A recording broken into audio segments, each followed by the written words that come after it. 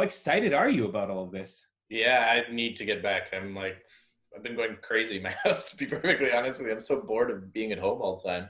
So nice to get back out and do something, man. The Serb's been great because, I mean, financially, I'm better off than I was when I was working in the beginning. So this is good. Right. So, yeah, I can't wait to get back out and just have more community and just things to do.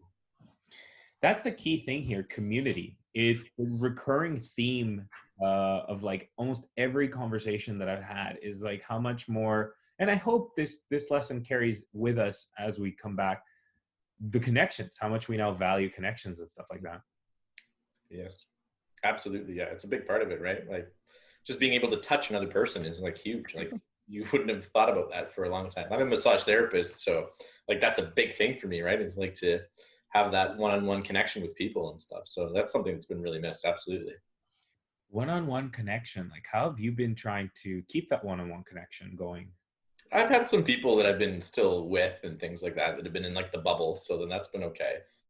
But yeah, I mean, you see the same person over and over again, and it really puts trials and tribulations on relationships. Like, absolutely. Yeah, I guess it would. I mean, I haven't felt any trials or tribulations with Lily, but I'm sure if I was living with someone, it'd be different. Yeah. Well, I live alone too, but it's just even having that's the only person you see for 2, 3 months or whatever, right? So Although you don't exactly live alone, you have a adorable black little cat. oh yeah, we've bonded a lot more over the times for sure. He's a little shit, but yeah. Guy wakes him up at 5 in the morning sometimes with like a paw on the face, and he's like, okay, and then I get rid of him, and then he comes back like 20 minutes later. He's another paw on the face. It's like, come on, pay attention to me. I'm like, dude, go to sleep. How old is Sami? He's about 3 years old now. Oh, so you got him when you moved here. I got him actually as a rescue when he was already 2 when I got him. So there was a big breaking in phase, and he was sick when I got him. So he had like a lung infection and all this stuff. So we had to go through like antibiotics and all kinds of different stuff and put him on prednisone. So he was really crazy in the first little bit. And oh my God, the cat was like a terror. And it was like finally, once I got him healthy, he started calming down. And then over this period, actually, has been pretty good because we've bonded a lot more. And so he's become more of a house cat where he doesn't want to like run outside all the time and stuff too. So he's good. He's a good guy. That's incredible. And that's great on you to take on a rescue that had like huge health issues. Yeah. Well, the cat, I mean, I'll send you a picture later or something, but it was just this one picture and it was like his eyes were like just beaming and he was like just so like hypnotizing. You couldn't say no. He is adorable. Like I was doing a lot, maybe some of the same people that are watching this may have watched the video that I put out of me visiting different club members, and the cat that's in that video is actually Matt's cat, and I included it because I just thought it was so adorable. Awesome. Cool. I'll check it out. Oh, so you haven't checked out the video? I'm just No, kidding. I didn't know you posted it then. Yeah. I I didn't sent know you posted it everybody. before. I put it up on the YouTube channel. I felt it was relevant to the club because I saw so many club members that day, and I'm gonna give you a shout out right here in front of everyone. One of the things that I was underprepared for was in the food department, and you did me a massive by making a delicious taco salad bowl. I kid you not, it was delicious, and I still mean to get out that recipe off of you because I was like I was blown away by it. Awesome. Well, hey, I'm glad you enjoyed it, man. Yeah, I'll try and figure out what I put in it and try to type that up for you. It's kind of a mission. Uh, Yeah. At this point, everybody, I guess I'd like to introduce our guest today. Welcome to episode 14 of Getting to Know. Today, we get to know one of the many Matts, and his name is Matt S.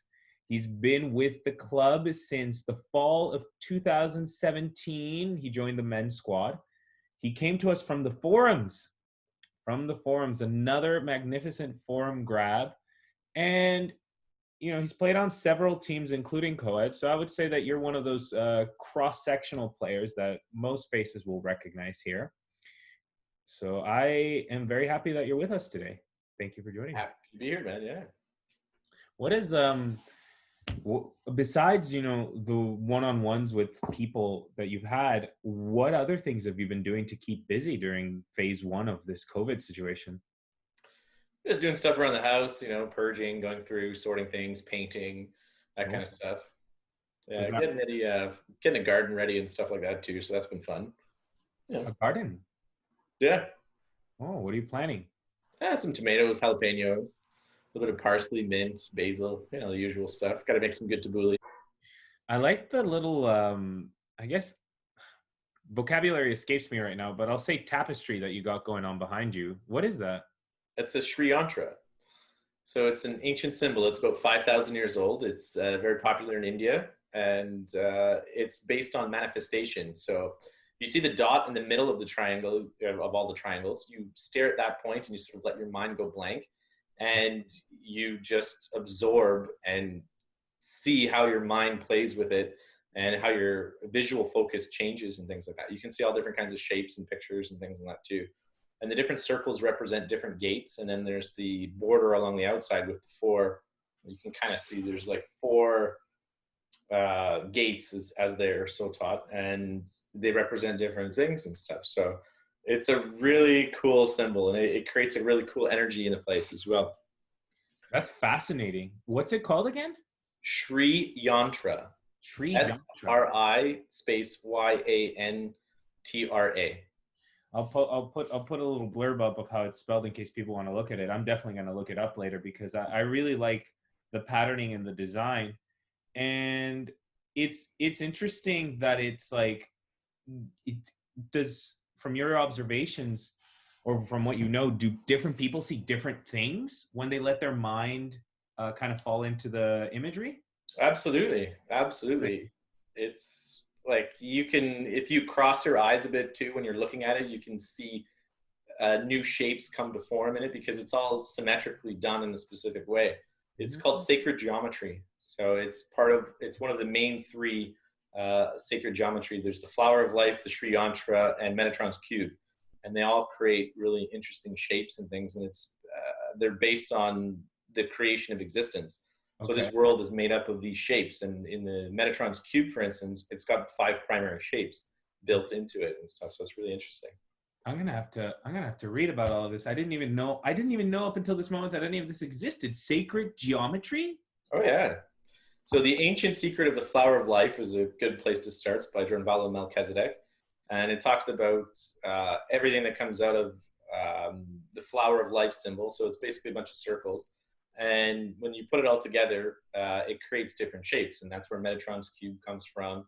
Um, the There's a bunch of different things that come out of there. So Da Vinci used the flower of life to create all of his gear ratios and things. So he took a lot of knowledge out of it, and that's where he developed a lot of his inventions came from that. That's fucking interesting. Okay, what was the book called? The Sacred Flower? The ancient secret of the flower of life. This is all really interesting to me. I'm a math person and I'm Oh, huge on geometry stuff. When I say huge, not in terms of my knowledge, but in terms of like how I'm interested in patterns and shapes. When I was younger, instead of like doodling things, I would actually create geometric shapes on a piece of paper, and that would be my form of doodling because I was bored in class or whatever. So I've always been like artistically interested in that kind of stuff. So what you're saying here, that there's actually like a whole spiritual thing and a whole like, I don't want to say science, but there's like this whole oh. philosophy behind it and everything. Well, it talks about in the book about the pyramids and how they're laid out and where the Sphinx and everything, and it creates a Fibonacci curve. I don't know if you Okay. know what Fibonacci and Yeah. all that is. And so it's fantastic about explaining all that kind of stuff, and it just gives you some really, really cool insights into all this. And it's all ancient stuff. Like these are thousands of years old. That's that's actually really interesting, and I'm gonna bump it up on my list to like buy it really soon or borrow it really soon because man, you just blew my mind with all of that, and I don't know. I like that kind of stuff. I think I mentioned in an earlier episode that that I'm not a big believer in like the spiritual stuff or whatever, but that I'm opening my mind and that I'm definitely open to the idea of auras and stuff like that now. Cool. But just because I'm not a big fan of something doesn't mean that I'm not fascinated by the ideas behind it. I am fascinated by all of this like spirituality ideas because I think it's very interesting the kinds of things that people can conclude design or imagine. I think the human brain is like this wonderful thing. And it just fascinates me that somebody created that symbol behind you and there's like a whole thing. Well, yeah, the symbol, you look at it and you think about what you want, and you basically, the trick to manifestation that most people sort of are a bit confused by or don't really understand is that you want to remove all of the obstacles that are preventing you from having what you want. So, for an example, if you want a lot of money, but you have this belief that's inside of you that you feel like money's bad and it's really horrible and all this because of greed and it's done all these bad things around the world, well, those beliefs are not lining up. So you're not never going to get the money that you want, even though you think you want it, but you have this negative association to it. Step one is removing all the beliefs and getting everything aligned. Step two is then asking clearly, getting a clear definition of what you want, and then let it go and let the universe mold itself around what it is that you actually want. Once you let it go, because it's going to come to you in a way that you don't expect it necessarily. So if you're expecting it to come with a specific process and pattern, it's like, okay, I need step 1, 2, 3, and 4 to realize this goal that I want. Well, the universe is going to be like, well, hey, man, we're going to give it to you the way we want to type thing. And if you get in the own way of it, it's not going to happen that way.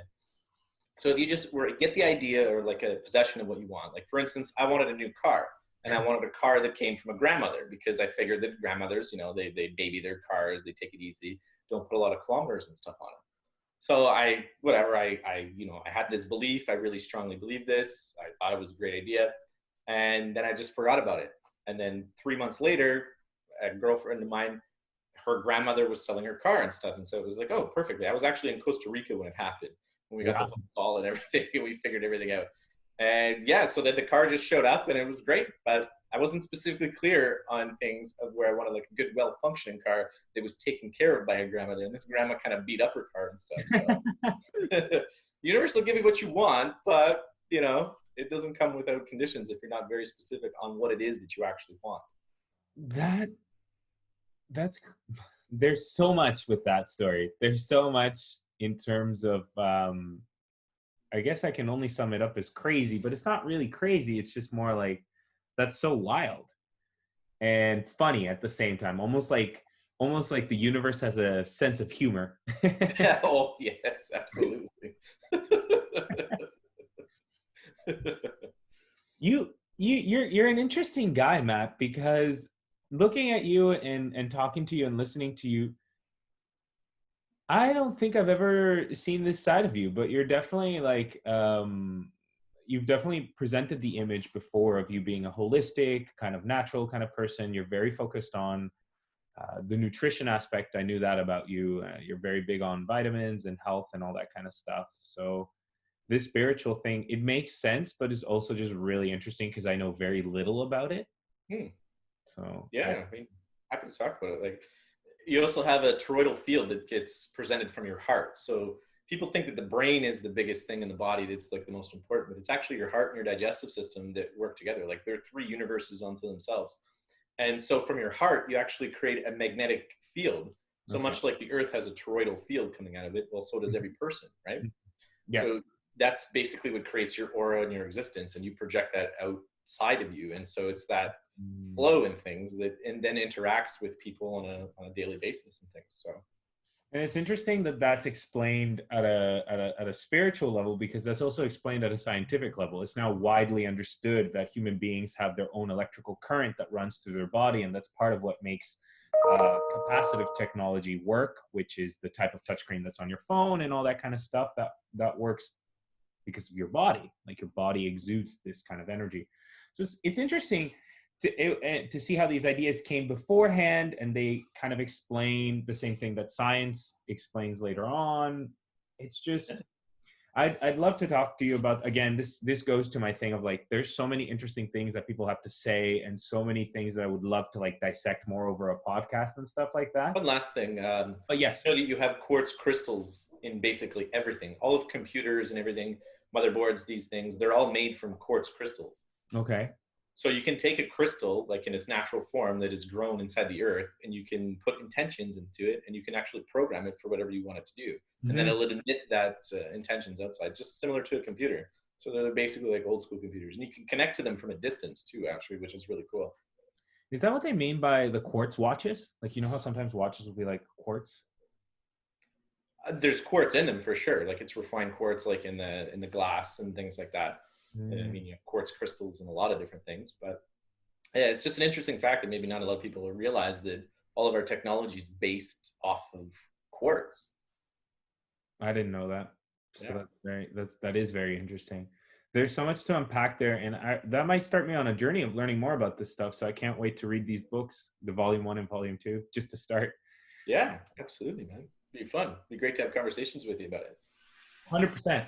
100%. Like, one of the things that I really loved about during that tour is just talking to people. And even in the 5 minutes that I spent with people, and I would have loved to have spent more with each individual person that I visited, was the fact that they were very interesting conversations that were had even in those few minutes. And it's the most difficult part wasn't traveling the distance. The most difficult part was leaving when I wanted to stay more and talk to each person more. That was the most difficult part of the trip. So 100%. Once I have more to contribute to the conversation. Your questions are perfect. That's the best thing because it pulls the information out that you need. So you don't need to take too much information into something, right? Right. I guess that's true. Yeah, going with a beginner's mindset with everything. We're all beginners, man. Yeah. And now I'm gonna do bad segues because I'm still beginner when it comes to interviews. Beginner's mind, beginnings. Let's talk about your first memories. So as I've been asking everyone, what is your first memory with the club? It was probably coming out to my first game with you guys. I didn't know what to expect, who was there, the skill level, just meeting up with everybody and stuff. That was really interesting. And you did a great job of like welcoming me into the club and, hey, this is what we're doing. We're like really chilled. It's pretty easy going and stuff and having a lot of fun. And I just got a great vibe from everybody in the beginning. It was a really good team, like meeting up with Ben and everybody and stuff like that. It was such a fun time. Yeah, you came at a very interesting point because Legion was going through its most recent renaissance, which was a few of the old timers left, and I brought in like 3 or 4 new faces, including you and Dubord. You guys were 2 of the newer faces on that team, and we became very competitive. In big part thanks to you guys because you hold down the defense really well. Yeah. Well, it was great getting back on the field and just getting back into it. It took me like, half a season to get back in shape and stuff. But once I was there, it was so much fun. So much fun, man. You originally, you're not from Ottawa, from what I Yeah. understand. Originally born in British Columbia. So I lived there in the interior BC till a small town called Trail. Lived there, started playing soccer there when I was young. So we traveled like Idaho and Sandstone and all these different places in the States and locally and through the mountains and stuff. So did a lot of tournaments and stuff there. Then moved to Brampton, just outside of Toronto when I was 12. Okay. And I started playing with them. I played with Atiba Hutchinson, actually, who's playing on the Canadian national team. What? That's crazy. Yeah, it was pretty cool. It was nice going up against him and actually beating him, like stopping him a lot, playing defense against him and stuff. It was really cool. It's cool to see him now at the national level, which was really cool. That's insane. That's a Yeah. great story. Yeah, Paul Stalteri was there too. He came to like our high school and stuff and did some Oh, talk. Terry? Like, Yeah. did you meet him or was he there coaching? Like, Yeah, he was a speaker at my school. And I wow. knew him through friends of friends because he was from that area and stuff like that too. So had some interactions with him and stuff too. It was really cool. For those of you that don't know, Paul Stalteri is one of the OGs of the Canadian exports. He was one of the few back a couple decades ago that actually went out to Europe and kind of had some success. He played mostly in Division 2 English teams as far as Played for Tottenham, man. Yeah. Oh, okay. I didn't know that. I Yeah, didn't he scored a couple nice goals actually for Tottenham. It was great to watch him play. Up until Dwayne De Rosario, he was the most famous Canadian export. Dwayne De Rosario and Owen Hargreaves, I guess, too. But Paul Slatari is the OG. For me, he's the OG Canadian export. So that was very interesting.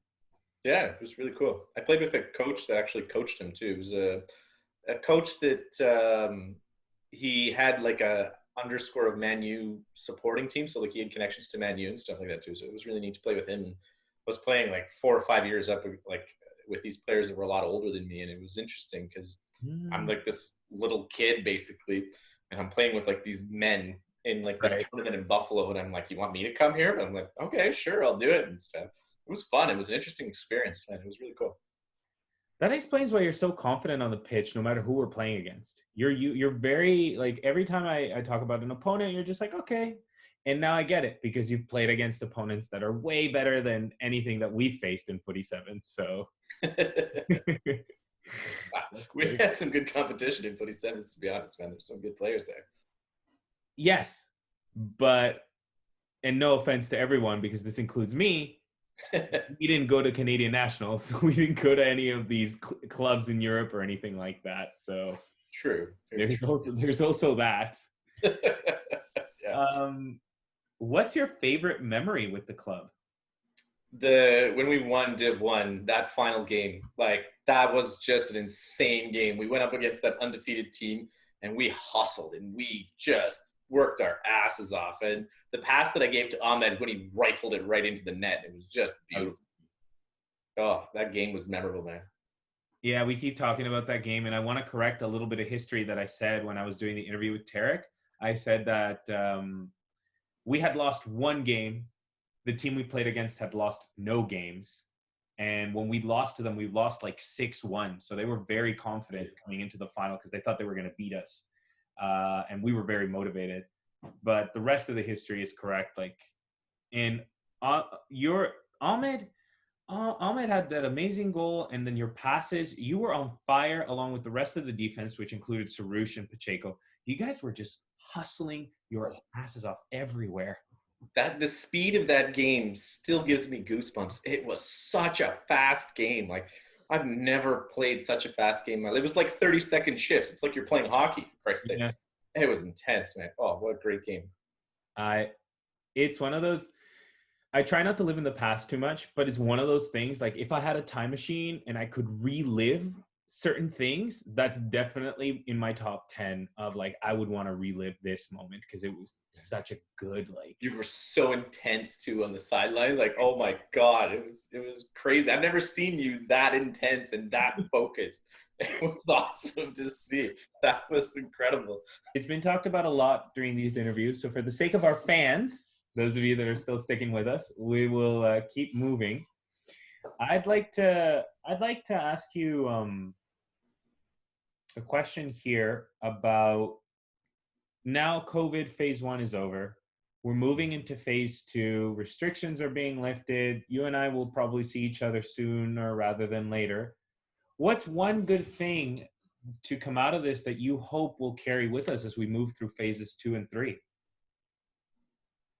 A more sense of self and to take it easy and to not sweat the small stuff or not get caught up in work and all these different things. Like a lot of people have had time to themselves now to reflect and to, Right. find new things within themselves because they've had time to step aside from the day-to-day rush of things. And, that everybody can just be more human and just value those connections that you have with people. Yeah, I I I agree with all that. Again, the connection theme is here with everyone. We really seem to want more of that, and the sense of self. That's a relatively new one. That's I like that because it is true. Especially for people like you and I that live alone. There's a lot more time to kind of reflect on these things. And like, I don't know about you, but my family is not here, so that also adds another layer of like, okay, like who am I as a human being? What defines me? What is it that I want once this is all over? All that kind of fun stuff. So And what is a sense of family too? Like you can have family that are just friends and things like that as well. Like it doesn't have to be blood related for it to be family. I was actually reading a thing. I finished reading another book where they start talking about happiness and they start talking about how are people the most happy and all that kind of stuff. And it's a book about questions, about asking questions, like the value of asking a question versus the value of knowing an answer. And the book was postulating, well, like at a certain point, you need things like money, clothes, some status, like all that kind of stuff to be happy. But studies were done and it was shown that all of that reaches a plateau. where it doesn't matter how much money or how much stuff you have, you're not that much happier than a person who's okay. So like there's a huge increase in happiness between someone who is destitute and Yeah. someone who's okay. But between someone who's okay and someone who's really rich, there's not a big difference. And it ends up by concluding that because of other things, happiness actually comes, or sustained happiness, or more frequency of happy moments and the feeling of happiness occurs when you have deeper connections within a community. Hmm.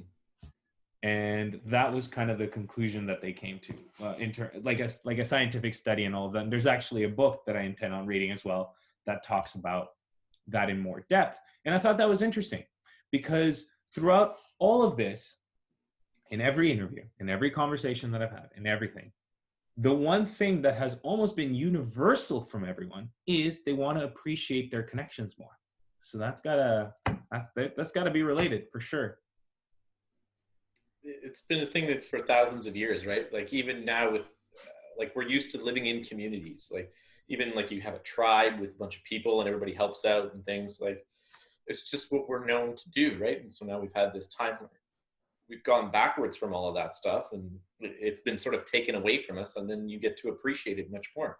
Whereas like, you get caught up in technology and all these different fun tools and things, and distractions we've created for ourselves, right? I mean, it's great. We've had all these advancements and things, but it takes away from that community aspect in a sense of just being in the same room with a bunch of people laughing and joking or sitting on a patio, wherever, right?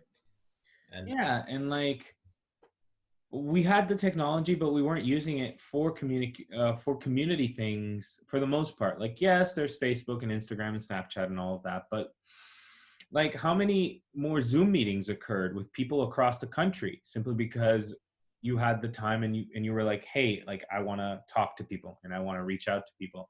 Like I recently spoke to an old friend all the way down in Chile, and we're going to be doing a 30th birthday party celebration in a few days from now over Zoom. And it's like, well, this is something that we probably could have done over many years and just didn't do it because there wasn't that value in it. So absolutely, it's changed the world, and the world's healing too, which is great. I mean, the smog's down. Like you can see from like the downtown of India, you can see the Himalayan mountains, which is incredible because that's never happened in like years because of all the pollution. So that's been a fantastic thing that's happened too. it kind of reminds me in a very, very dark way of Avengers Endgame, that one little throwaway line where Captain America is talking to Black Widow, and she's just like, yeah, they spotted a humpback whale or some sort of mammal in, Right. in the Hudson River. And it's just like, yeah, if human beings are basically, that line relating to what you're saying is that we as human beings are the one that destroy the planet and don't allow it to run its natural course. And now that our impact has been reduced because we've been forced to, beauty is starting to come back in unexpected areas. Absolutely, yeah. Animals roaming through the cities and stuff because nobody's there. There's been a lot of that kind of stuff, yeah, in smaller towns and things, yeah. Not to say that the world needs half of humanity wiped out, but it's it's an interesting. I just thought I'd throw that out in case anyone thinks that I advocate for Thanos was right or anything. I'm gonna ask you a few fun questions here. Okay. Two fun questions. You're on Who Wants to Be a Millionaire? You're on the $1 million question. You have a phone lifeline. Who would you call from the club? From the club. Okay, I was going different places, but okay. Dubord. DeBoard. Dubord, yeah. Yeah. That guy's got a lot of knowledge packed in that brain, man. Yeah, I would call Dubord because computer, and if he's fast enough, he can maybe look it up on his phone because I know he's really tech savvy too. So that can also help. Yeah, DeBoard's got a lot of skills for sure. Now, this one's a little bit different. Which club member would you pick to go on the Amazing Race with you? You. Me. Yeah. Ooh. I'd take you because you're very process, and like you're going to go right for the goal, and you're going to figure out the easiest and fastest way to do it. A very scientific brain thing for that too, and that's what you need on the Amazing Race. You got to be able to figure out things out really quickly. And actually, now you've lost this weight too. Like, I mean, it's great. You're going to be like so mad at stuff too. So there you go. I have had a wonderful time chatting with you and learning what is very very much an introduction into the spirituality and into the geometry more than spirituality, into all of that beautiful spiritual geometry. I'm going to now go into my favorite section of these, which is Evo's 10 questions. Dun, dun, dun. So let's get going, Matt. What is your favorite word? Favorite word? That's an interesting question. Don't really have one, man. I don't know. Steak.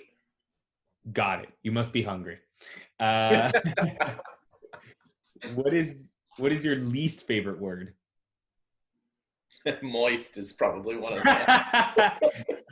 that's gonna be a winner. When I do a montage of like all the interviews, I'm gonna make sure to put the word moist like 30,000 times. I bet a lot of people said that one too. Yeah. Yeah. And it's not the word itself; it's the way that people say it. Sometimes they're like moist, or it's so moistly. It's just collective cringes are felt across. What turns you on emotionally, spiritually, or sexually? Connection. Mm. And the ability to be in the moment with somebody. So the exchange of energy, the connection with someone, like you're just taking in me as a fully person, just being present here, there. That's what gets me going the most. I mean, you can be the most beautiful person in the world and have this beautiful model body, but if you're like a Barbie doll that has no intelligence or no sense of what's going on around you, it's like, okay, after 5 minutes of talking to you, I'm not stimulated or anything. It's like, bye. I don't want to have anything to do with you. That is something that a lot of people have a hard time with, I think. Beyond just like a romantic connotation, even within friendships, it's hard to stay grounded in the moment. It's hard to take in the person in the moment. Like, I was reading this thing where people were saying, it was a book called Atmamun, and it's something that you may be interested in. It's literally about the separation of your brain and yourself. And the book postulates that these are two different beings, that who you actually are and who your brain is are actually two different people. Oh, absolutely. It's like this, it's a very quick read up here. Hold on. Perfect. It's this book. So Atmamun, and it's written by Dr. Kapil Gupta. And it's a very short read, as you'll see here. And I picked it up because of that thought process. In it, he says, human beings are always worrying about the next thing. It's like ingrained in us to worry about the next thing. Even when we resolve the thing that we're worried about, we're now worried about the next thing. And it's just like in our nature. And we have to kind of curb that worry because, and this is part of separating the brain and the self. It's the brain that's always making you worry, but you yourself don't actually always want to be worrying. It's this whole thing. I would recommend you read it. I feel like this would be right up your alley in terms of stuff. Absolutely. Which sounds really interesting. And the description you gave me about it was awesome. But yeah, I understand what you're talking about. Yeah, like the sense of self versus things. Another thing that'll blow your mind is you can channel, like, get into higher states of consciousness where you can access different levels of information or your brain and things like that. And you actually change your voice pitch and stuff like that. It's really, really cool. Changing my voice pitch would be something I'd be very interested in. Or like voice pattern, the way that you speak, you'll speak at a very high, but like words will just come to you very quickly and they'll be very eloquently spoken of yourself and just very quickly. Like I'm stuttering and stuff like that because I'm thinking, I'm using my actual brain. But if I was going to a channeled state, it's much clearer, it's much faster. You're just stepping into a different state of consciousness. Other people will associate it to channeling, where you're channeling other beings from different realms and things like that, different dimensions and stuff, which is cool. I mean, it's fun to have that imagery and stuff. I appreciate it. You're just tapping into another state of your consciousness, which is kind of cool. There's so much cool on that on that side of things, and I felt like that book was a really, like, it was very interesting. I don't 100% agree with everything that is said in there, but there's a lot in there that I was just kind of like, yeah, you know what, like, we don't, and it ties into your answer, we What don't do you disagree with? Pardon? Sorry, what do you disagree with? Sorry to cut you off there, but what do you disagree with in it? I mean, I feel like I'd be a little out of my depth debating about this with you, but just to kind of say quickly, like, it's part of what the book postulates is that you have to get rid of your sense of attachment with everything in order to become your true self. And that part I had a hard time agreeing with, because what about your attachments to your family? What about your attachments to love? And in the book, he argues that you have to get rid of your attachment to everything in order to be able to enjoy everything in the moment. And I have a hard time reconciling those two concepts. For me, it sounds like doublethink, but it might not be. And this is what I mean by I might be out of my depth when debating about this. That's just the part when I'm having a hard time wrapping my head around it. It's all based on what level of type of life do you want to have. Right? Like, do you want to be a spiritual guru? Well, then yes, you have to let go of everything. But if you want to be like, have a normal existence and have like a family, kids, you know, enjoy things like soccer and TV and all these kinds of stuff, well, then maybe you don't give up all that stuff, right? Like, it's what kind of experience do you want to have on Earth? It's basically what it boils down to. And he's leading the book, I guess it sounds like he's leading you to the high end level that you want to get to. And that's what his posture's at. That's fine. That's cool. But that's not what I want. And it doesn't sound like that's what you want. So, no, you know, figure it out in between. Yeah, exactly. That's what I mean. Like, his whole Mamum is just like the state that, as he puts it in the book, certain peoples reach in the Nepalese area. This is a state of mind that they reach. Mm-hmm. And he teaches this philosophy to athletes, and like pretty famous athletes, especially in the PGA and stuff. So cool. Anyways, yeah, it's a whole thing. It leads me to actually an interesting story about that state of mind. Like, you can get to a super conscious level of mind, and it happened to me actually in soccer, where I saw the future. So it was really fucking crazy. It's called the Tao. So it's getting to a Tao state, which is similar to what he describes in the book, where you get to this super conscious level where time doesn't exist, because time is a man-made thing. Yes, 100%. We created it, right? 100%. So you get into this existence level, and there was a lineup for a free kick, and it was indoor 8-on-8 with big nets. It was in Brampton in the North End. And so the free kick was being about to happen, and I was a defender, so I was back further. And in my mind, I saw the ball hitting the wall, bouncing a few spots here, and then I would run up, kick it, and hit it. And so then I was like, okay, that's crazy. Why the hell did that just happen to me? But then, sure enough, in real life time, that actually happened. I was just not in control of my body at this moment. I walked up, I hit the ball, cracked it right into the top corner. We scored, won the game 2-1. And after I scored, I went to my buddy and I'm like, did I hit that really hard? And he's like, yeah, dude, you smashed it. And I was like, it felt like slow motion for me. Wow. And it was really crazy. And it was a really crazy experience. It was one of the few times that I experienced something like that. You know what? That's actually tied into, we're segueing in, but you know, whoever's watching, like, this is fascinating stuff. I hope you're having as much fun as I am right now, because you talked about something that I'm actually coaching my kids to do, which is visualization. Basically, what you've described is a form of visualization, and you can see this in the famous athletes.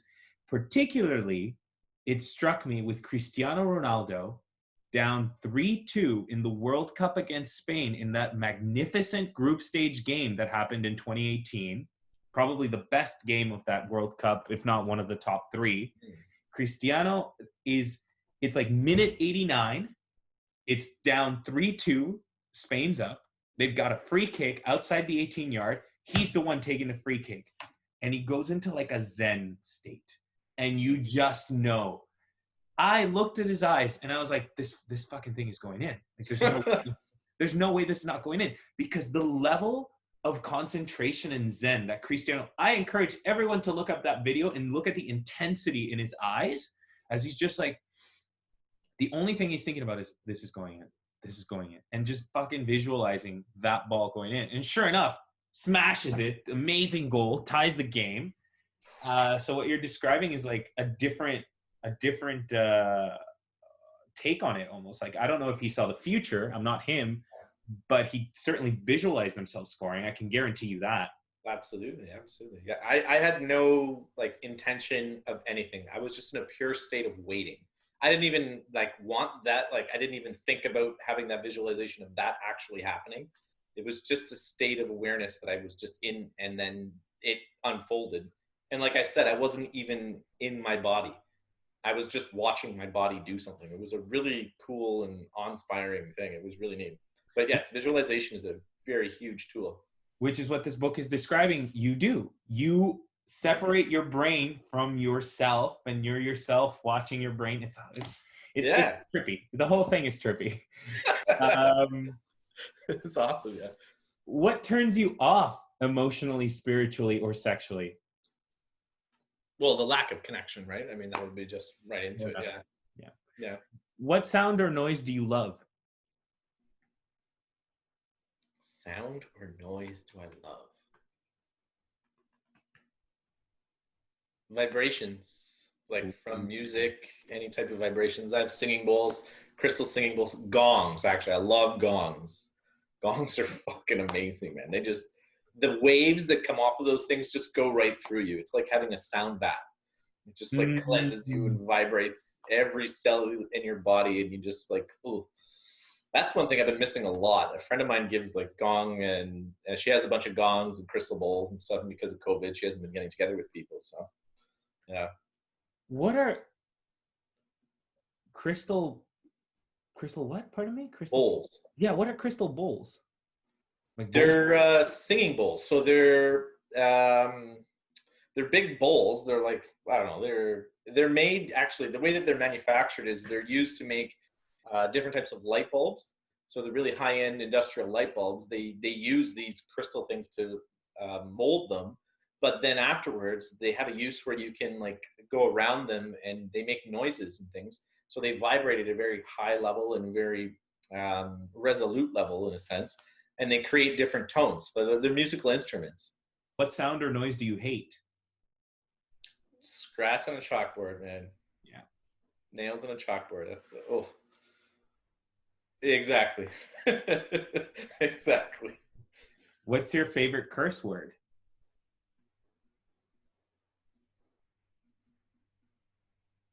Favorite curse word? Yeah, it's between shit or fuck. Either one. Depends how it's said. They both work well. Yeah. What profession other than your own would you like to try?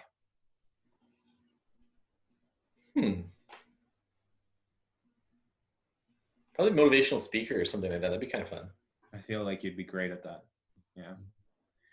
What profession would you never want to do? Oh, something at StatsCan, or like an office job, or counting beans or something like that. Database entry, like mindless computer work. Oh God. Okay. Yeah, that lines up perfectly. So there we go. Our final question is, let's assume God is real. What would you want God to say when you reach heaven? You ready to go back down again? Ooh, you'd want to do it all over again. I like that. All over again? How many times do you think I've done this? And with that, there's another avenue of fascinating discussion. Like, I would want to know if you...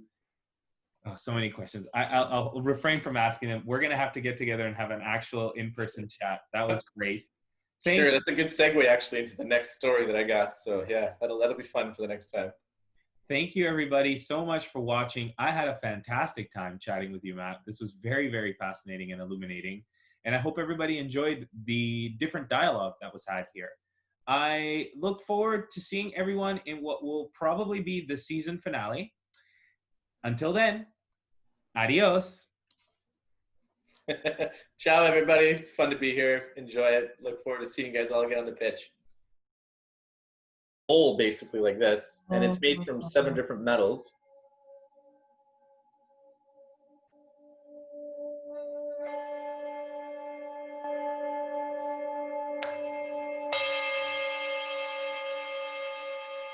So these are the Tibetan ones, and they're the handmade. So they hand pound them in Tibet.